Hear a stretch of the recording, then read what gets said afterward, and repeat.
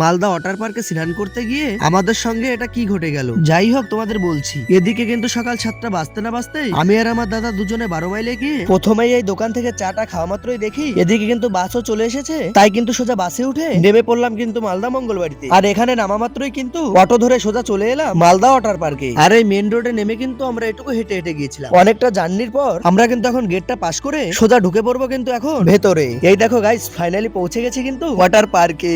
কি মজা গাইস, তোমাদেরকে আর বলে বোঝাতে পারছি না। আর ভিতরে পৌঁছেই কিন্তু আমরা এখান থেকে আমাদের সকালের টিফিনটা খাওয়া কমপ্লিট করে তারপর বেরিয়ে গেলাম সবাই মিলে ভেতরে সব জিনিসগুলো ঘুরে ঘুরে দেখতে। তোমাদেরকে কিন্তু একটা কথা বলিনি, আমরা দুজনই কিন্তু গিয়েছিলাম আমার দাদুর সঙ্গে। আর দাদুরই কিন্তু ছিল আজ পিকনিক। আর এই যে এই মজাদার জিনিসগুলোই কিন্তু এখনো চালুই করা হয়নি। আর এগুলো যদি বন্ধ থাকে তাহলে গিয়ে কিন্তু কোনোই লাভ নেই। শুধু ঘুরে ঘুরে তোমরা এই জিনিসগুলোকে একটু দেখতে পাবে। আর বাচ্চাদের কিন্তু এই সমস্ত খেলার জিনিস সব সময় খোলা থাকে। তোমরা যদি কেউ গার্লফ্রেন্ডকে নিয়ে যেতে চাও, সময় কাটানোর মতো কিন্তু বেশ জায়গাও রয়েছে। সবকিছু ঘুরে ঘুরে দেখার পর এখন কিন্তু আমাদের খাওয়া দাওয়াটা কমপ্লিট করে তারপর চলে গেলাম কিন্তু সুইমিং পুলের সামনে। আর এই জিনিসটা দেখে কিন্তু আমার খুবই খারাপ লাগছিল। আমার কিন্তু লেগেছিল ঠান্ডা, তাই কিন্তু আমি নিজের ইচ্ছায় স্নান করিনি। এর জন্যই বলেছিলাম প্রথমের ওই কথাটা।